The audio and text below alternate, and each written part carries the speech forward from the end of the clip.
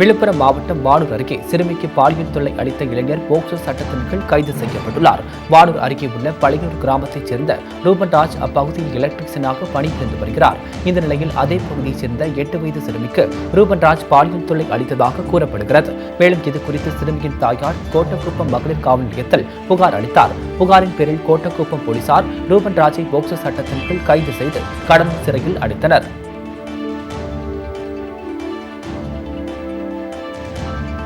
நாமக்கல் மாவட்டம் ராசிபுரம் அருகே அடிப்பம்பை அகற்றாமல் நகராட்சி அதிகாரிகள் அலட்சியமாக தார் சாலை அமைத்த சம்பவம் அதிர்ச்சியை ஏற்படுத்தியுள்ளது.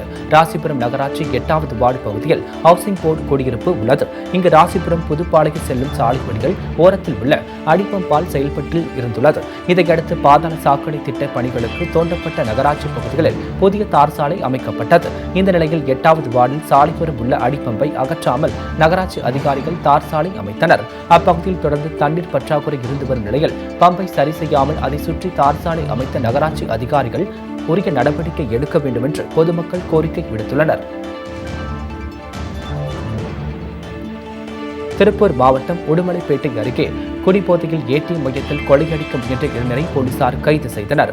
உடுமலைப்பேட்டை அருகே போடிப்பட்டி பகுதியில் உள்ள தனியார் ஏடிஎம் மையத்தில் இருந்து அதிகாலை 2 மணி அளவில் வங்கி மேலாளரின் செல்போனுக்கு எச்சரிக்கை தகவல் சென்றது. தொடர்ந்து மேலாளர் ஏடிஎம் மையத்திற்கு வந்து பார்த்தபோது அங்கு யாரும் இல்லை. இதையடுத்து கண்காணிப்பு கேமரா காட்சிகளை ஆய்வு செய்தபோது இளைஞர் ஒருவர் ஏடிஎம் இயந்திரத்தை தள்ளும் காட்சிகள் பதிவாகியிருந்தது. இதுகுறித்து அவர் அளித்த புகாரின் பேரில் உடுமலை போலீசார் பேருந்து நிலையம் அருகே மது போதையில் இருந்த முருகன் என்பவரிடம் விசாரித்தனர். அப்போது அவர் கீழே கிடந்த ஏடிஎம் கார்டை கொண்டு வந்து இயந்திரத்தில் பணம் எடுக்க முயன்றதும் பணம் வராததால் ஆத்திரத்தில் ஏடிஎம் இயந்திரத்தை நகர்த்தியும் தெரிய வந்தது. இதையடுத்து போலீசார் அவரை கைது செய்து தொடர்ந்து விசாரணை நடத்தி வருகின்றனர்.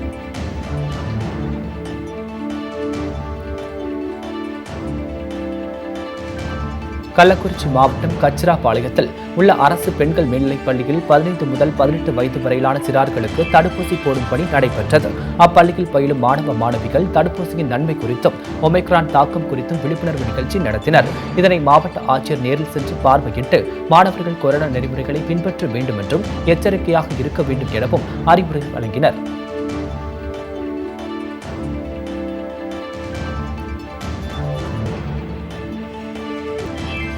சென்னை ஆல்பா கல்லூரி வளாகத்தில் பாரதி உலா என்றும் தலைப்பிலான கவிதை கட்டுரைகள் பயிற்றுவிக்கும் கவியரங்கு நிகழ்வு நடைபெற்றது.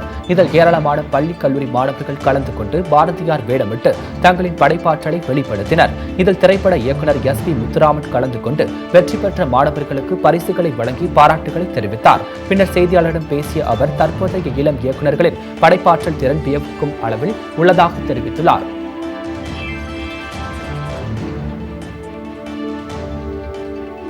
கோவை மாவட்டம் தொண்டாமுத்தூரில் வீடு புகுந்து பெண்ணை தாக்கி 4.5 சவரன் செயின் மற்றும் பணத்தை கொள்ளையடித்து சென்ற மர்ம நபரை போலீசார் தேடி வருகின்றனர்.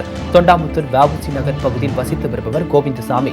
இவரது மனைவி விமலாகுமரி தனது வீட்டில் தூங்கிக் கொண்டிருந்தார். வீட்டிற்குள் நுழைந்த மர்ம நபர் ஒருவர் விமலாகுமரியின் கழுத்தில் இருந்த 4.5 சவரன் செயினை பறித்துள்ளார். பின்னர் பெண்ணை தாக்கிவிட்டு 7000 ரூபாயை திருடி சென்றுள்ளார்.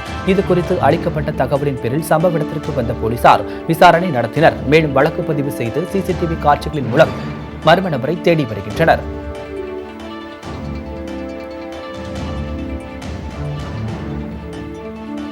மாநில கல்லூரி மாணவரை தற்கொலைக்கு தூண்டியதாக பச்சையப்பன் கல்லூரியைச் சேர்ந்த மேலும் ஒரு மாணவரை திருவள்ளூர் ரயில்வே போலீசார் கைது செய்தனர். கடந்த 28ஆம் தேதியன்று திருநின்றவூர் ரயில் நிலையத்தில் மாநில கல்லூரி மாணவர் குமார் என்பவரை பச்சையப்பன் கல்லூரி மாணவர்கள் 7 பேர் அழைத்து சென்று ராகிங் செய்துள்ளனர். இதனால் மனமுடிந்த குமார் பச்சையப்பன் கல்லூரி மாணவர்கள் போட்ட பிச்சையால் தான் வாழ முடியாது என்று கூறி தனது நண்பர்களுக்கு ஆடியோ பதிவை அனுப்பிவிட்டு ரயில் முன் பாய்ந்து தற்கொலை செய்து கொண்டார். இச்சம்பவம் தொடர்பாக வழக்கு பதிவு செய்த போலீசார் பச்சையப்பன் கல்லூரி மாணவர் மனோஜ் என்பவரை கைது செய்தனர். இந்த நிலையில் குமாரை தற்கொலைக்கு தூண்டியதாக பச்சையப்பன் கல்லூரி மாணவர் ஹரிஷ் என்பவரையும் திருவள்ளூர் ரயில்வே போலீசார் கைது செய்தனர்.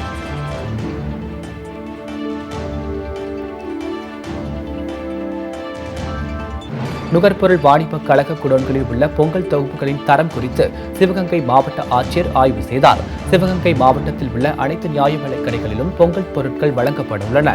இதற்காக நுகர்பொருள் வாணிப கழக குடோன்களில் வைக்கப்பட்டுள்ள பொங்கல் பொருட்கள் லாரிகள் மூலம் அந்தந்த நியாய விலைக் கடைகளுக்கு அனுப்பி வைக்கப்பட உள்ளது. இந்த நிலையில் நுகர்பொருள் வாணிப கழக குடோனில் உள்ள பொங்கல் தொகுப்புகளின் தரம் குறித்து மாவட்ட ஆட்சியர் மதுசூதனன் ரெட்டி ஆய்வு செய்தார். மேலும் பொருட்கள் அனைத்தும் சரியான எடையில் வைக்கப்பட்டுள்ளதா என்று பரிசோதனை மேற்கொண்டார்.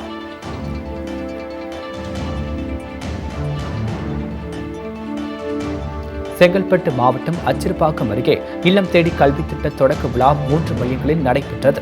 பெரும்பேர் கண்டிகை ஊராட்சியில் நடைபெற்ற இந்த விழாவில் வட்டார வள மைய மேற்பார்வையாளர் சிவராமகிருஷ்ணன் கலந்து கொண்டு இல்லம் தேடி கல்வி திட்டம் சார்ந்த கருத்துக்களை எடுத்துரைத்தார். இதேபோல் அச்சிறுபாக்கம் ஒன்றியத்தில் உள்ள 59 ஊராட்சிகளில் 246 மையங்கள் பல்வேறு குடியிருப்புகளில் தொடங்கப்படுகிறது. இதற்காக ஆன்லைன் மூலம் தேர்வு செய்யப்பட்ட தன்னார்வலர்கள் குழந்தைகளுக்கு பாடங்களை கற்பிக்க உள்ளனர்.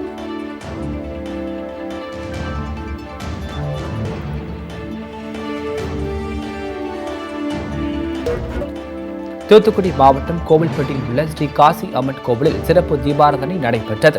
கோவில்பட்டி ராஜீவ் நகர் 6வது தெருவில் காசி அம்மன் கோவில் அமைந்துள்ளது. இத்திருக்கோவிலில் மார்கழி மாதம் முழுவதும் சிறப்பு அபிஷேகங்களும் ஆராதனைகளும் நடைபெறுவது வழக்கம்.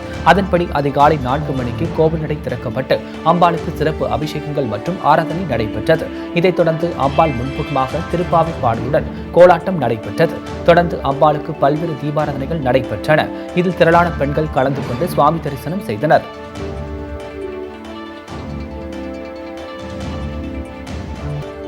புதுச்சேரியில் காவலர்கள் பணியிடங்கள் விரைவில் நிரப்பப்படும் என்று உள்துறை அமைச்சர் நமச்சிவாயம் தெரிவித்தார். புதுச்சேரி செய்தியாளர்களிடம் பேசிய அவர், ஜனவரி 20ஆம் தேதிக்குள் புதுச்சேரியில் காவலர் தேர்வு நடத்தப்பட்டு 390 காலி பணியிடங்கள் நிரப்பப்படும் என்று தெரிவித்தார். தொடர்ந்து நீண்ட நாட்களாக பதவி உயர்வு வழங்காமல் இருந்த காவலர்களுக்கு பதவி உயர்வு வழங்கப்பட்டுள்ளதாகவும் மத்திய அரசின் ஒப்புதல் பெற்று 47 சார்பு ஆய்வாளர்களுக்கான தேர்வுகள் நடத்தப்படும் என்றும் கூறினார். மேலும் முதலமைச்சருடன் ஆலோசித்து காவலர்களுக்கான நிலுவைத் தொகைகளை வழங்கப்படும் என்றும் தெரிவித்தார்.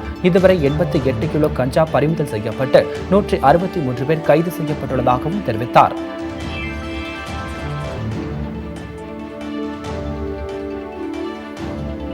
கள்ளக்குறிச்சி மாவட்டம் மணலூர்பேட்டையில் உலக திருக்குறள் கூட்டமைப்பு சார்பில் முப்பெரும் விழா நடைபெற்றது.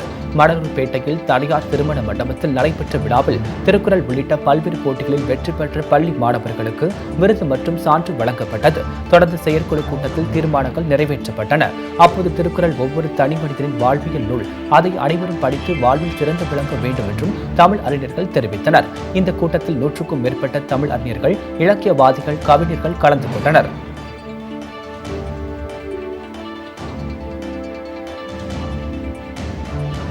செங்கல்பட்டு மாவட்டம் வண்டலூர் அருகே பொதுமக்களுக்கு அன்னதானம் வழங்கும் நிகழ்ச்சி நடைபெற்றது. ஆங்கில புத்தாண்டையொட்டி மனித உறவு மக்கள் உதவி இயக்கம் சார்பில் பொதுமக்களுக்கு அன்னதானம் வழங்கும் நிகழ்ச்சி நடைபெற்றது. இதில் இயக்கத்தின் நிறுவனர் ரகுபதி கலந்து கொண்டு பொதுமக்களுக்கு பிரியாணி பொட்டலங்களை வழங்கினார். இந்த நிகழ்ச்சியில் மாநில துணை செயலாளர்கள் சிம்பு, நந்தகுமார், குணசெல்வம் உள்ளிட்ட இயக்க நிர்வாகிகள், வியாபாரிகள் மற்றும் பொதுமக்கள் உள்ளிட்ட பலர் கலந்து கொண்டனர்.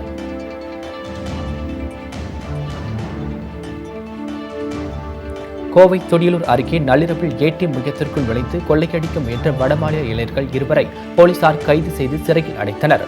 கோவை துடியலூர் அருகே செயல்பட்டு வரும் எஸ்பிஐ வங்கி ஏடிஎம் மையத்திற்குள் நுழைந்த 2 பேரை பணத்தை கொள்ளையடிக்க முயன்றுள்ளனர். இந்த தகவல் மும்பையில் உள்ள வங்கி அலுவலகத்திற்கு சென்றது.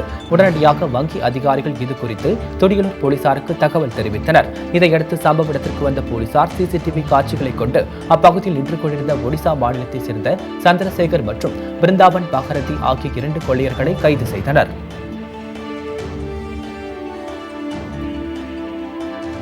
கோவை மாவட்டம் தடாகம் பகுதியில் மூடப்பட்டுள்ள செங்கல் சூளைக்குள் நுழைந்து தகராறில் ஈடுபட்ட நபர் மீது நடவடிக்கை எடுக்க வேண்டும் என்று செங்கல் உற்பத்தியாளர்கள் ஆட்சியரிடம் கோரிக்கை விடுத்தனர். தடாகம் பகுதியில் செங்கல் சூளைகள் மூடுவதற்கு காரணமாக இருந்த கணேஷ் உள்ளிட்ட சிலர் வீடியோ பதிவு செய்வதாக கூறி மூடப்பட்டிருக்கும் சூளைகளுக்குள் புகுந்ததாகவும் இதை தடுக்க முயன்ற காவலாளி மற்றும் மேலாளர்களிடம் அவர்கள் தகராறில் ஈடுபட்டதாகவும் செங்கல் உற்பத்தியாளர்கள் சங்கத்தினர் தெரிவித்தனர். வழக்கு நீதிமன்றத்தில் நடைபெற்று வரும் நிலையில் இதுபோன்று அவர்கள் தகராறு செய்து வருவதாகவும் குற்றம் சாட்டினர்.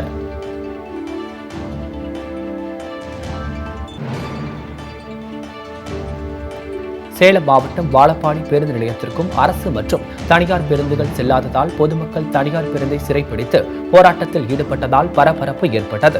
சேலத்தில் இருந்து ஆத்தூர், கள்ளக்குறிச்சி, விழுப்புரம், சென்னை, கடலூர் பேருந்துகளும் சென்னையில் இருந்து சேலம் செல்லும் பேருந்துகளும் வாழப்பாடி நகர பகுதிக்குள் செல்லாமல் தேசிய நெடுஞ்சாலைகள் வழியில் செல்வதால் இவர்கள் அனைவரும் குறித்த நேரத்திற்கு பணிக்கு செல்ல முடியாமல் மிகவும் அவதிக்குள்ளாகி வந்தனர். இதனால் ஆத்திரமடைந்த பொதுமக்கள் தேசிய நெடுஞ்சாலையில் தனியார் பேருந்து ஒன்றை வழிமறைத்து சிறைப்பிடித்து போராட்டத்தில் ஈடுபட்டனர். தகவல் அறிந்த போக்குவரத்து துறை அதிகாரிகள் மற்றும் வாழப்பாடி போலீசாரும் உரிய நடவடிக்கை எடுப்பதாக கூறியதைத் தொடர்ந்து அவர்கள் கலைத்து சென்றனர்.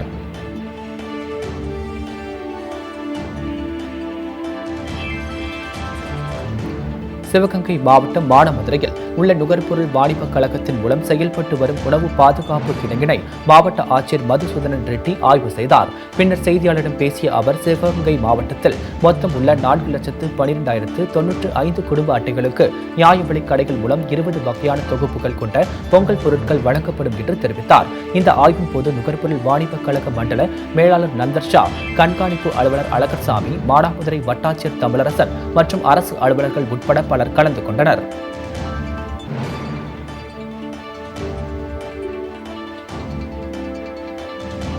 அரசு வேலை வாங்கித் தருவதாக கூறி 7 லட்சம் ரூபாய் வரை மோசடி செய்த அரசு அலுவலர்கள் மீது நடவடிக்கை எடுக்க கோரி கிருஷ்ணகிரி ஆட்சியர் அலுவலகம் முன்பு ஒருவர் தீக்குளிக்க முயன்றதால் பரபரப்பு ஏற்பட்டது. கிருஷ்ணகிரி மாவட்ட ஆட்சியர் அலுவலகத்திற்கு வந்த உப்புக்குட்டை கிராமத்தைச் சேர்ந்த தசரதன் தனது உடலில் மண்ணெண்ணெய் ஊற்றிக்கொண்டு தீக்குளிக்க முயற்சித்தார். அப்போது பாதுகாப்பு பணியில் இருந்த போலீசார் அவரை தடுத்து நிறுத்தி விசாரணை நடத்தினர். அதில் சென்னை பள்ளிக்கல்வித்துறையில் பணிபுரியும் முருகபாபு மற்றும் அரசு பள்ளியில் பணிபுரியும் ஜெயலட்சுமி ஆகியோர் அரசு வேலை வாங்கித் தருவதாக கூறி அவரிடம் இருந்து 7 லட்சம் ரூபாய் பணம் வாங்கியதாக தெரிவித்தார். தொடர்ந்து போலி பணி ஆணை வழங்கி மோசடியில் ஈடுபட்டதாகவும் கூறினார்.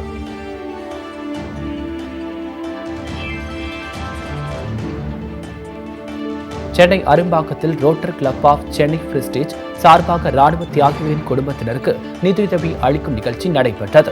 இதில் முதற்கட்டமாக 25 லட்சம் ரூபாயான காசோலையை ரோட்டரி கிளப்பின் கௌரவ உறுப்பினர் ஸ்ரீராமன் மற்றும் அவரது மனைவி அகிலா ஸ்ரீராமன் ஆகியோர் இணைத்து லெப்டினன்ட் ஜெனரல் அனுரிடம் வழங்கினார். மீதமுள்ள 75 லட்சம் ரூபாய்க்கான நிதியை வருகிற ஜூலை மாதம் வழங்க உள்ளதாக தெரிவிக்கப்பட்டது. இந்த நிகழ்ச்சியில் ரோட்டரி சங்க நிர்வாகிகள் பலர் கலந்து கொண்டனர்.